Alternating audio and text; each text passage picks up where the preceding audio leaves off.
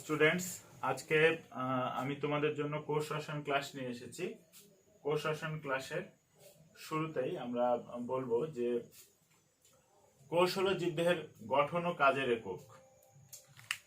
আর জীবদেহের গঠন ও কাজের একক যদি কোষ হয়, তাহলে কোষ সম্পর্কিত যে রসায়ন সেটা হবে জীব সম্পর্কিত রসায়ন। জীবের জীবন ধারণের জন্য যেমন খাদ্যের প্রয়োজন, তেমন খাদ্যগুলো সাধারণত জীবগুলো গ্রহণ করে অপর একটি জীবকে আহার হিসাবে। যদি আমরা জীবের আহার এর কথা বলি, তাহলে প্রথমে আসে উদ্ভিদ এবং প্রাণী। সাধারণত জীব খাদ্য হিসাবে কি গ্রহণ করে? সাধারণত জীব খাদ্য হিসাবে গ্রহণ করে ভাত, রুটি, ডাল, মাছ, মাংস, দুধ, ঘি, ছানা, মাখন, মিষ্টি ইত্যাদি। তো আমরা যদি এই খাদ্যগুলোকে বিশেষভাবে পর্যালোচনা করতে যাই, তাহলে প্রথমেই দেখতে পাবো ভাত, রুটি এগুলো সব উদ্ভিদ থেকে আসছে। অপরদিকে মাছ, মাংস, ডিম, দুধ এগুলো প্রাণী থেকে আসছে। তাহলে কোনো একটা জীব খাদ্যের জন্য বা জীবন ধারণের জন্য প্রত্যক্ষ বা পরোক্ষভাবে অন্য আরেকটি জীবের উপরে নির্ভরশীল হয়। এজন্য আমরা যদি কোষ সম্পর্কিত রসায়ন আলোচনা করতে চাই, তাহলে আমাদের জীব সম্পর্কিত রসায়ন আলোচনা করতে হবে। অর্থাৎ কোষ এর রসায়ন বলতে আমরা সাধারণত বুঝবো যে জীব এর রসায়ন, কারণ জীবদেহের গাঠনিক ও কার্যকরী একক কোষ। তাহলে কোষের রসায়ন মূলত জীবের রসায়ন। এখন জীবের খাদ্য গ্রহণের উপাদানগুলোকে যদি আমরা ভালোভাবে পর্যালোচনা করতে চাই, তাহলে আমরা প্রথমেই জানবো যে উদ্ভিজ খাবার এবং প্রাণীজ খাবার। পৃথিবীতে যত ধরনের উদ্ভিজ এবং প্রাণীজ খাবার থাকুক না কেন, তা সাধারণত 6টি খাবার উপাদানের মধ্যে সীমাবদ্ধ। অর্থাৎ আমরা খাদ্য উপাদানকে 6 ভাগে ভাগ করতে পারি। এখন আমরা জীব এর উপাদান বা জীবের রসায়ন বলতে সেই সব খাদ্যের উপাদানকে বুঝে থাকবো। এখন যেমন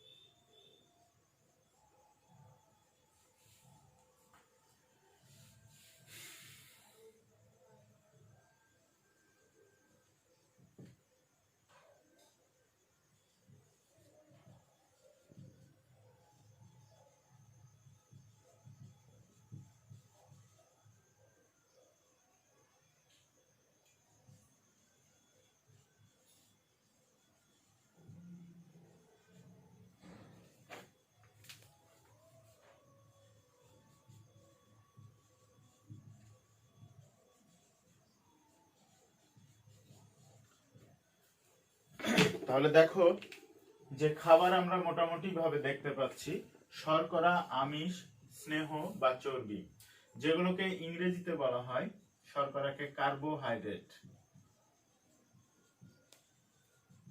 আমিষকে বলা হয় প্রোটিন, আর স্নেহ বা চর্বিকে বলা হয় লিপিড। ভিটামিন, যার অর্থ প্রাণ রস,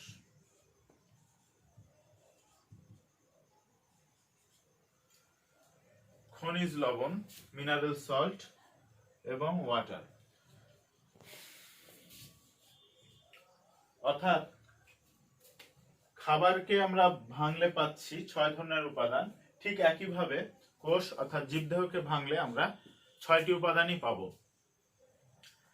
সেই 6টি উপাদানকে আলোচনা করলে বা খাবার 6টিকে আলোচনা করলে আমরা পেয়ে যাব জীবদেহের রসায়ন বা কোষের রসায়ন। যেমন আমরা বলি, যদি আমরা একটা ছাগলের কথা চিন্তা করি, সে ছাগল মূলত কি দুধ দেয়। আর ছাগলের মাংস খাওয়া হয়। তাহলে মানুষ যদি একটি ছাগল বা খাসির মাংস খায় তাহলে সেই খাসির মাংসটা হলো পরিপূর্ণভাবে আমিষ। অপরদিকে মানুষ যদি গরুর দুধ খায়, সে দুধ আমিষ, প্রোটিন এবং আমিষ বা প্রোটিন, কার্বোহাইড্রেট এবং লিপিডের সমন্বয়ে গঠিত একটি সুষম খাদ্য উপাদান।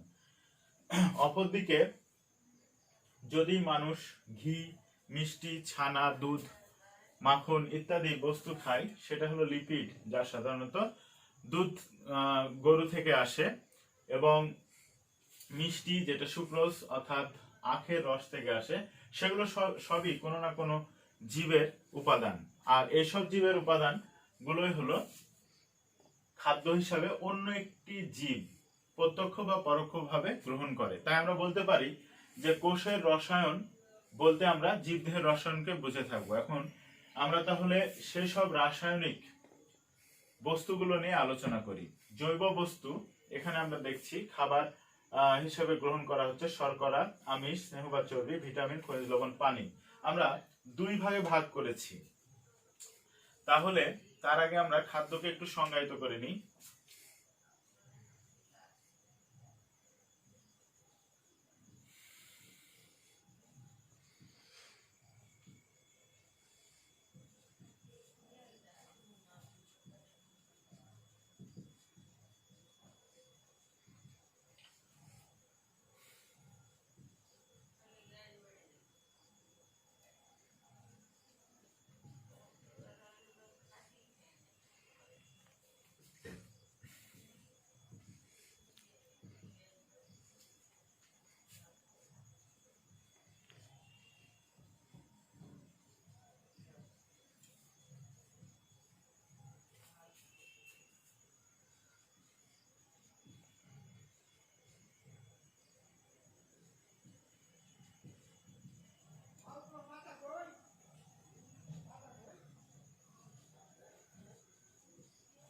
যে সকল আহার্য বস্তু আহার হিসাবে গ্রহণ করলে ক্ষুধা নিবারণ, বৃদ্ধি সাধন, শক্তি উৎপাদন এবং রোগ প্রতিরোধ ক্ষমতা বৃদ্ধি পায়, তাকে খাদ্য বলে। এই খাদ্য প্রধানত 3 প্রকার। এজন্য আমরা দুইটি আলাদা ভাগে পাঠ করে নিয়েছি। যে সকল খাবার উপাদান বা খাদ্য উপাদান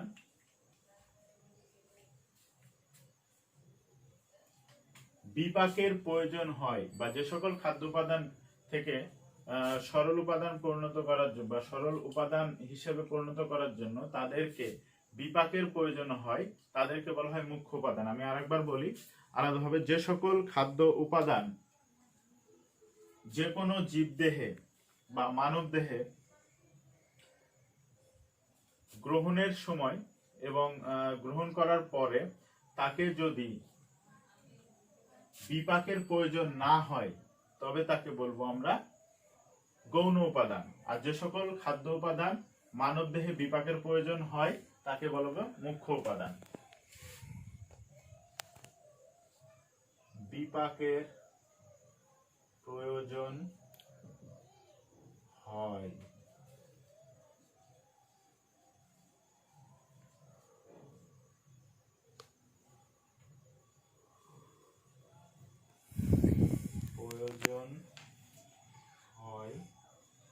না।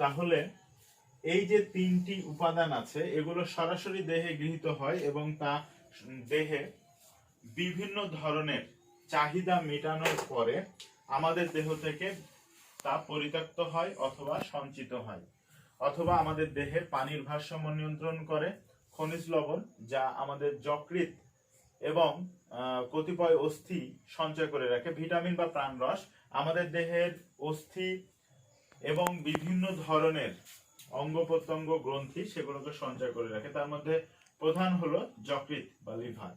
আর শর্করা বা কার্বোহাইড্রেট, আমিষ বা প্রোটিন, স্নেহ বা চর্বি বা লিপিড, এইগুলো নিয়েই আমরা মূলত কোষ রসায়ন আলোচনা করব। এখন আমরা যাচ্ছি খাদ্য উপাদানগুলোর সরল রূপ।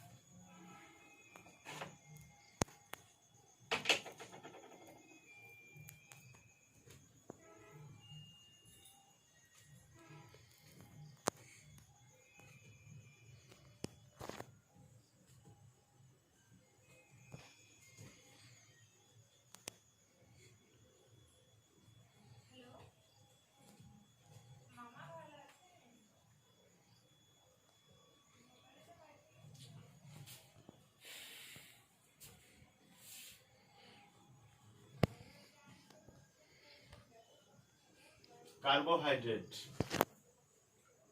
Protein, lipid. পরিপাক শুরু হয় মুখ বিবরে,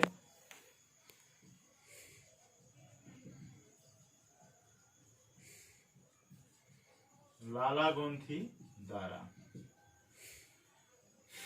পরিপাক শেষ হয় ক্ষুদ্রান্তে,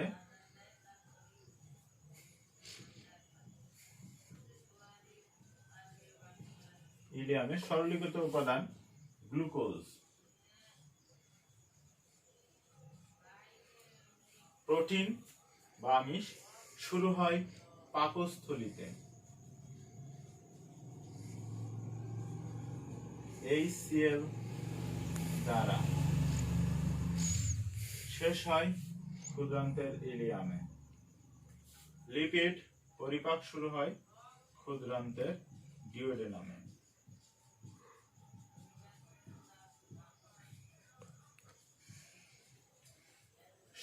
প্রোটিনের সরলীকৃত উপাদান অ্যামিনো অ্যাসিড।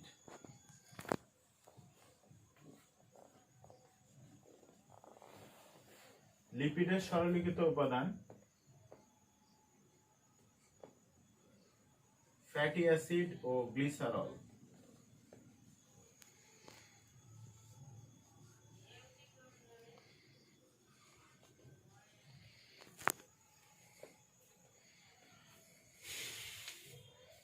এখন আমরা এই কার্বোহাইড্রেট সম্পর্কে আলোচনা করব।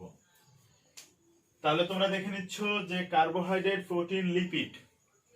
তাহলে কার্বোহাইড্রেট, প্রোটিন, লিপিড যা আমাদের দেহের জন্য অতি প্রয়োজনীয় উপাদান, যাদেরকে বলা হয় মানব দেহের মুখ্য রাসায়নিক উপাদান এবং খাদ্যের মুখ্য রাসায়নিক উপাদান বা মুখ্য খাদ্য উপাদান। কার্বোহাইড্রেট সরলীকৃত উপাদান গ্লুকোজ, প্রোটিন সরলীকৃত উপাদান অ্যামিনো অ্যাসিড, লিপিড সরলীকৃত উপাদান ফ্যাটি অ্যাসিড ও গ্লিসারল।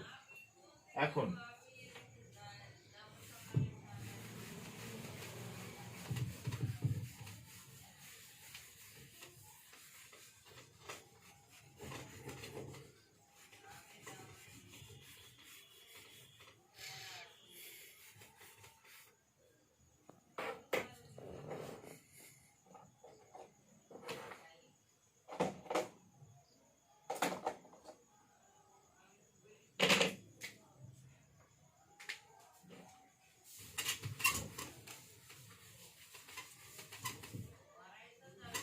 আমরা কার্বোহাইড্রেট সম্পর্কে আলোচনা করব।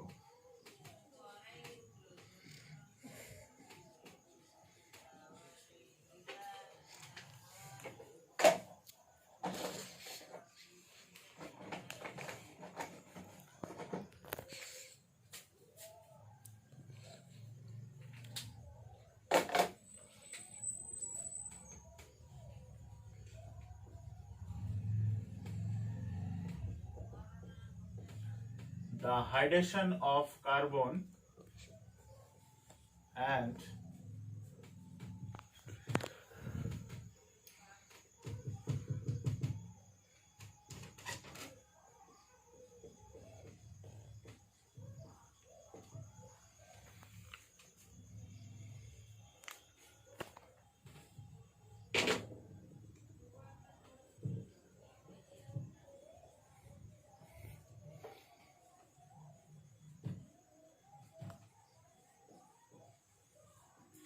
the hydration of carbon and carbon compounds are called carbohydrate. তোমরা সবাই জানো হাইড্রেশন মানে আর্দ্র বিশ্লেষণ।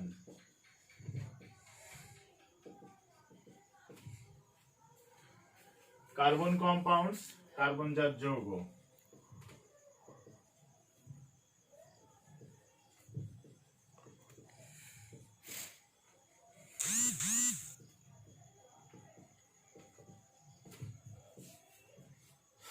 সি কার্বন, একে সংক্ষেপে সি দ্বারা প্রকাশ করা হয়। এবার তাহলে আমরা কার্বোহাইড্রেট জাতীয় খাদ্যের কথা কিছু বলি। সাপোজ আমরা সকালে উঠে রুটি খাচ্ছি মিষ্টি দিয়ে, মিষ্টি, চিনি, রুটি, এ দুটো হলো কার্বোহাইড্রেট। দুপুরবেলায় ভাত খাচ্ছি আলু দিয়ে, সে ভাত এবং আলু এ দুটি কার্বোহাইড্রেট। অপরদিকে আমরা ডিম খাচ্ছি, মাংস খাচ্ছি, মাছ খাচ্ছি, এগুলো প্রোটিন।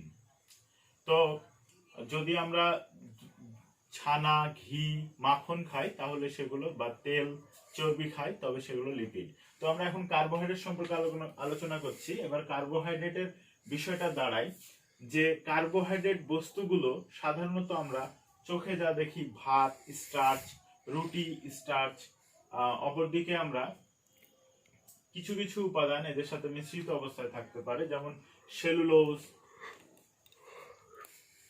অ্যামাইলোজ, অ্যামাইলোপেকটিন ইত্যাদি জাতীয় উপাদান।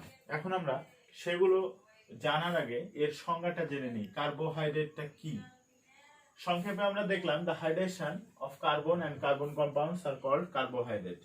এখন আমরা বাংলায় অতি পরিচিত একটি সনাতন বা পুরাতন সংজ্ঞা যা আমরা সবাই জানি, যে কার্বোহাইড্রেট বা শর্করা হলো কার্বন, হাইড্রোজেন ও অক্সিজেন দ্বারা গঠিত জৈব যৌগ যাদের পর্যায়ক্রমিক অনুপাত 1:2:1 এবং পানি দ্বারা আদ্র বিশ্লেষিত হয়, তাদের কার্বোহাইড্রেট বলে।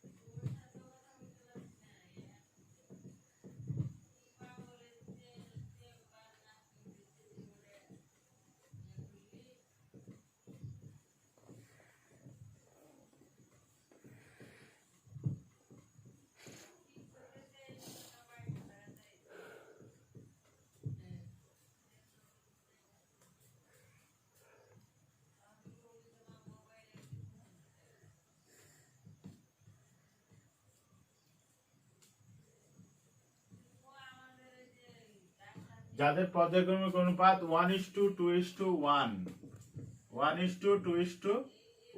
এবং পানি দ্বারা আদ্র বিশ্লেষিত হয়।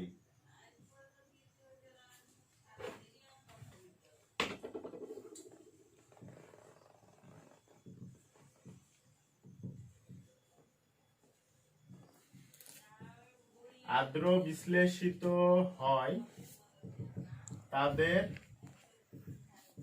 কার্বোহাইড্রেট বলে।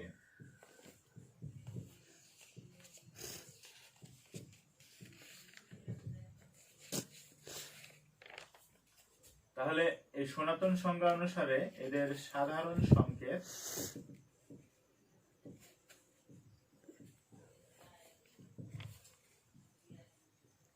CnH2nOn এবং অনুপাতের জন্য C/H2O equal to 1:2:1। এখন আধুনিক সংজ্ঞায় আমরা যাব।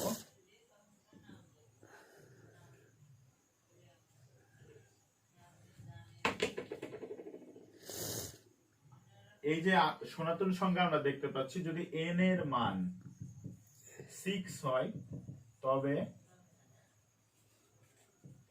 C6H12O6 এটা হবে গ্লুকোজের সংকেত। বেশ, এবার আমরা n equal to 12 হলে C12H24O12 হবে, কিন্তু এরকম কোনো কার্বোহাইড্রেট নেই। সো আমরা দেখতে পাচ্ছি n equal to 6 হলে গ্লুকোজ, n equal to 5 হলে C5H10O5 পেন্টোজ বা রাইবোজ বা রাইবোজ বা জাইলোজ ইত্যাদি। প্রথম দুইটাতে মিলে যাচ্ছে C5H10O5 C6H12O6 অনুপাত, কিন্তু যখন আমরা n এর মান 12 লিখব তখন C12 দ্বারা গঠিত যে কার্বোহাইড্রেট সেখানে H24O12 বলে কোনো সংযুক্তি থাকে না। এর আসল সংযুক্তি দ্বারাই C12H22O11,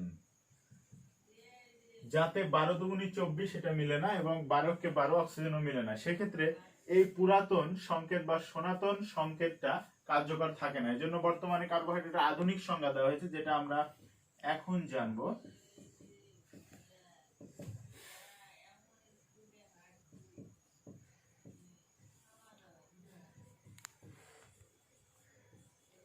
polyhydroxy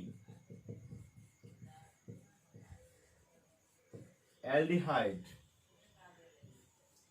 and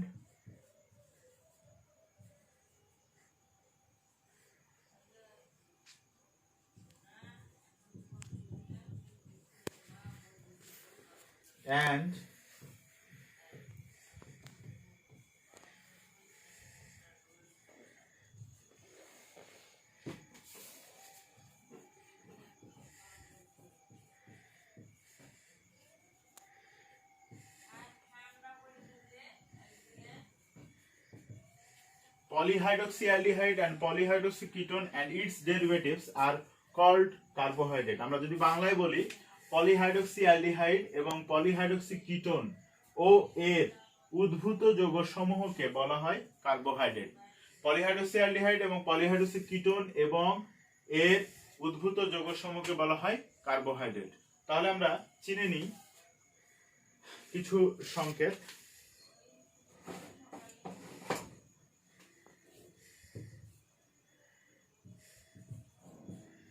hydroxyl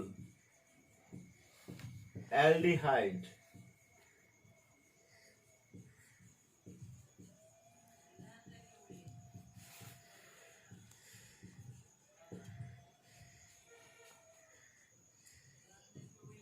OH minus, aldehyde CHO minus, ketone CO, দুই দিকে আমরা বলছি দুইটা হাত মুক্ত। OH মাইনাস যেটা হাইড্রোক্সিল, CHO একটা হাত মুক্ত, আর CO দুই পাশে দুইটা হাত মুক্ত। এগুলো হলো হাইড্রোক্সিল অ্যালডিহাইড এবং কিটোনের সংকেত। এখন আমরা এর দ্বারা মানে আধুনিক সংজ্ঞা অনুসারে সাধারণ সংকেত দ্বারাই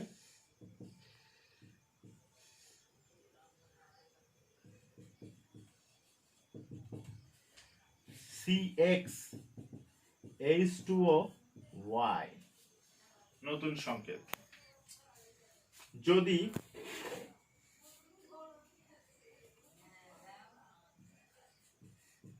x equal to y equal to 6 হয়, তবে C6H2O6 বা C6H12O6 যাকে আমরা চিনি গ্লুকোজ বলে। অপরদিকে আমরা x ইকুয়াল টু 12 এবং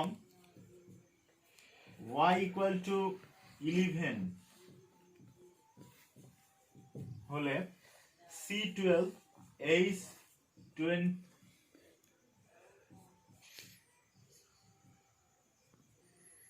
রেজাল্ট দাঁড়ায় C12H22O11, যেটা হলো সুক্রোজ বা চিনি সংকেত।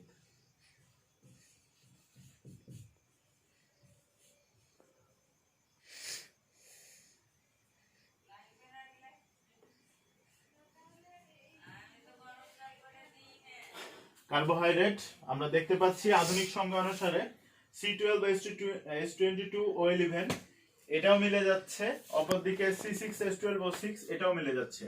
তাহলে আমরা সনাতন সংজ্ঞা না দিয়ে যদি আমরা আধুনিক সংজ্ঞা হিসেবে দিই, তাহলে রসায়নের প্রত্যেকটি যৌগের কার্যকরী মূলকগুলো এবং তা অনুসারে জীবের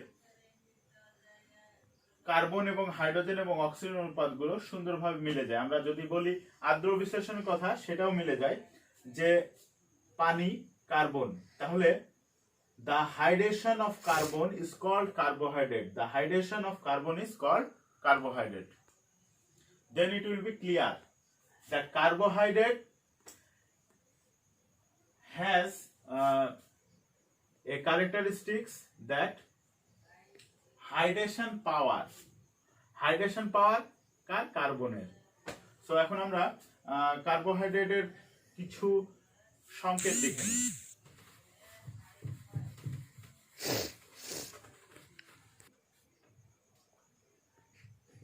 CHO,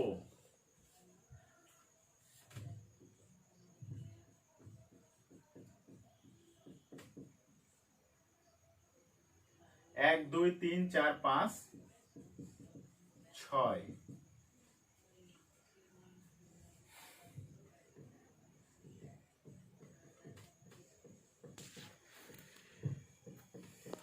1 2 3 4 5 6।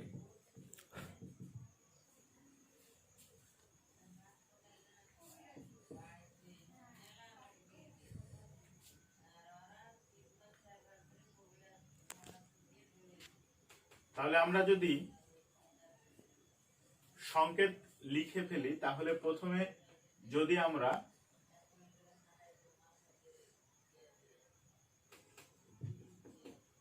OH এদিকে দিই, তাহলে একবার ডানে তো বামে, তারপর আরেকবার ডানে তারপর বামে হওয়ার কথা। একবার OH একবার H, একবার OH একবার H। এবার হওয়ার কথা কোন দিকে? ডানে আছে, এবার নিশ্চয়ই বামে হবে। কিন্তু এই জায়গাটা অ্যালডিহাইড মূলক 2 3 4 5 6, অ্যালডিহাইড মূলক থেকে আমরা কার্বনের নাম্বারিং করছি 1 2 3 4 5 6। 5 নম্বরে হাইড্রোক্সিল মূলকটা ডানে, এবার বামে হওয়ার কথা, বামে হলো না, না হয়ে যদি আবার ডানে হয় তাহলে এটাকে বলা হবে গ্লুকোজ। এবং যেহেতু 5 নাম্বার কার্বনের হাইড্রোক্সিল মূলকটা বামে না হয়ে ডানে হলো, এজন্য এই ঘূর্ণনটাকে আমরা বলি ডেক্সট্রো রোটাটরি, এবং ডেক্সট্রো রোটাটরির জন্য এটাকে বলা হয় দক্ষিণাবর্ত, নাম হয়ে যায় ডি গ্লুকোজ। অপরদিকে আমরা ফ্রুক্টোজের ক্ষেত্রেও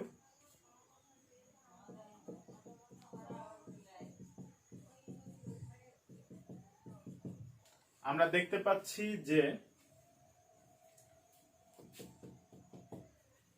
এখানে যে মূলকটি আছে ফ্রুক্টোজে, সেটা হলো কিটোন মূলক। অ্যালডিহাইডে যে মূলকটি আছে, গ্লুকোজে যে মূলকটি আছে সেটি হলো অ্যালডিহাইড মূলক। এবার যদি আমরা খেয়াল করি, অনেকগুলো হাইড্রোক্সিল আছে, অ্যালডিহাইড মূলক আছে, এবং এই যৌগটিতে কার্বন, হাইড্রোজেন, অক্সিজেন আছে, তাহলে এটাকে আমরা কি বলছি? Polyhydroxy aldehyde. অথবা যদি আমরা এই যৌগটার কথা বলি, এই যৌগটার নাম হলো ফ্রুক্টোজ।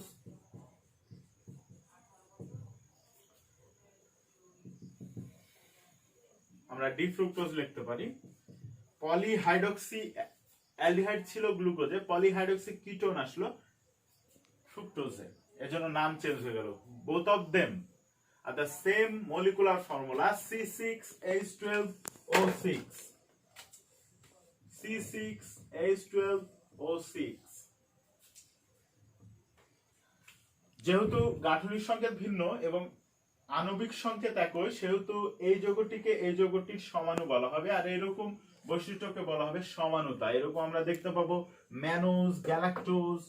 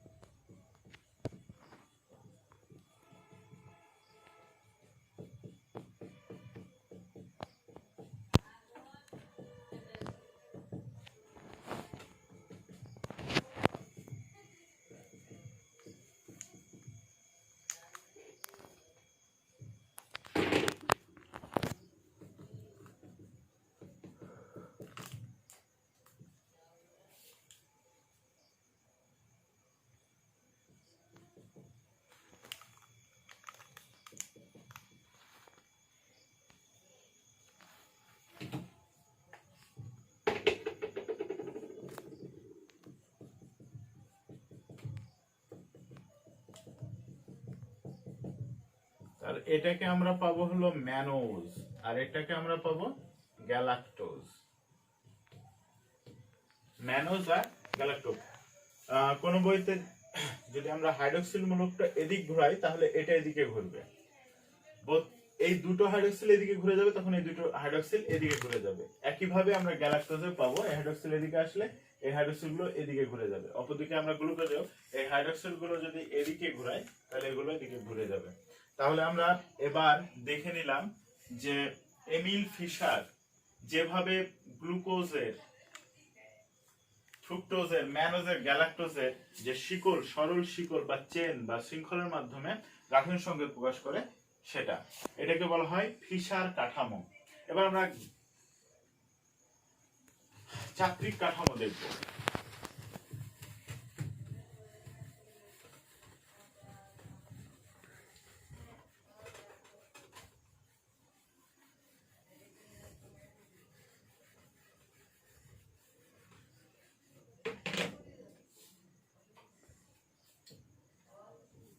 এটা দেখছি আমরা C5H10O5, যার নাম হলো রাইবোজ বা পেন্টোজ।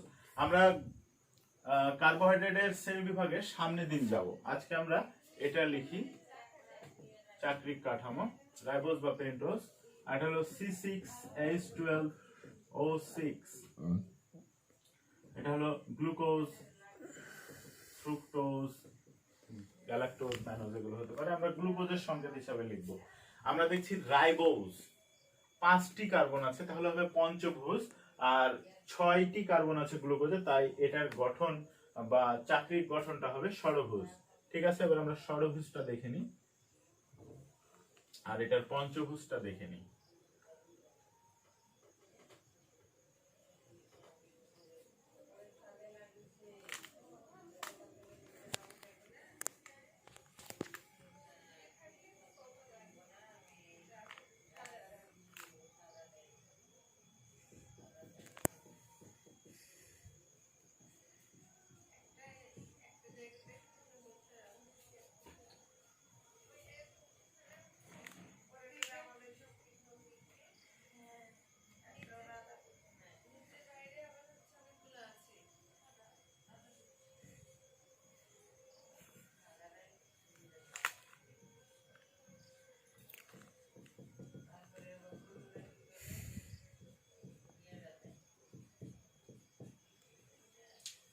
শুধুমাত্র আমরা পঞ্চভুজ হলেও প্রত্যেকটি কোণায় যে কার্বন রাখবো তা না, এখানে আমরা দেখছি 4 নাম্বার হয়ে 5 নম্বর কোণার জায়গায় আমরা অক্সিজেন দিয়েছি আর উপরের দিকে উঠিয়ে দিয়েছি। একইভাবে আমরা 1 2 3 4 5 6 এখানে অক্সিজেন দিয়ে দিয়েছি এবং বাইরে 5 নাম্বার থেকে শেষ দিকে আমরা একটা CH2OH বের করে দিয়েছি। রাইবোজের গঠন এবং গ্লুকোজের গঠনের জন্য আমরা সংকেতটা লিখব। এখানে OH আছে, আমরা এখানে H নিলাম, H নিচে নিয়েছি, এবার H উপরে নিলাম, তাহলে হাইড্রক্সিল নিচে, এবার হাইড্রক্সিল উপরে হবে, এবার হাইড্রক্সিল কোথায় হবে? নিচে, এবার হাইড্রক্সিল হবে উপরে, তাহলে বাকিগুলোতে হাইড্রোজেন হয়ে গেল গ্লুকোজ। তবে 1 নাম্বার কার্বনে হাইড্রোক্সিল মূলক উপরে থাকলে তাকে বলা হবে বিটা, আর ডানের জন্য ডেক্সট্রো, এজন্য বিটা ডি গ্লুকোজ।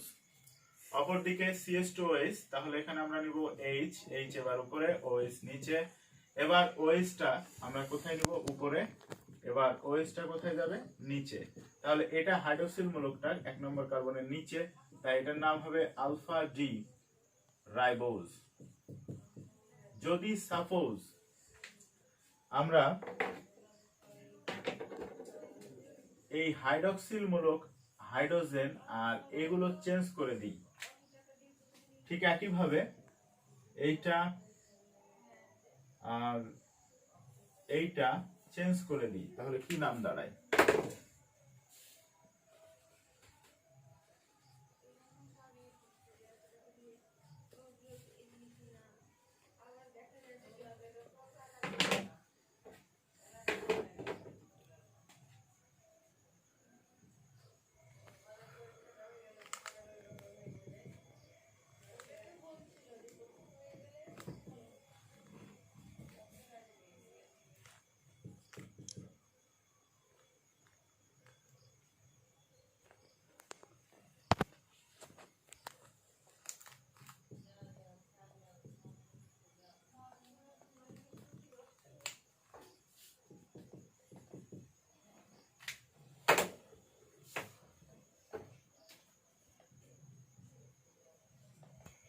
তাহলে এটার নাম হবে কি তখন? উপরের দিকে হাইড্রোক্সিল মূলক আছে, তাহলে এটার নাম হয়ে যাবে তখন বিটা ডি। কি হলো? 2 নম্বরের হাইড্রোক্সিল চেঞ্জ হয়ে গেল, বিটা ডি রাইবোজ। অপরদিকে হাইড্রোক্সিল মূলক নিচের দিকে আছে, তাহলে এটার নাম হবে আলফা ডি গ্লুকোজ। আমরা ইচ্ছা করলে এই জায়গাটা, এটা আলফা ডি গ্লুকোজ, আমরা এই জায়গাটা হাইড্রোক্সিল মূলকের অবস্থানটাও চেঞ্জ করতে পারি। তাহলে 2 নম্বর, এই জন্য যে হাইড্রোক্সিল মূলক নিচে আছে 1 নম্বর কার্বনে, এই জন্য এটা আলফা ডি গ্লুকোজ। অপরদিকে এটা বিটা ডি রাইবোজ, হাইড্রোক্সিল মূলক উপরের দিকে আছে, তাই নিচে থাকলে আলফা, উপরে থাকলে বিটা। তো ধন্যবাদ স্টুডেন্ট, আগামী দিন আবার কোশ্চেনের নেক্সট আলোচনা হবে। সবাই ভালো থাকবা, সুস্থ থাকবা। আজ এ পর্যন্তই।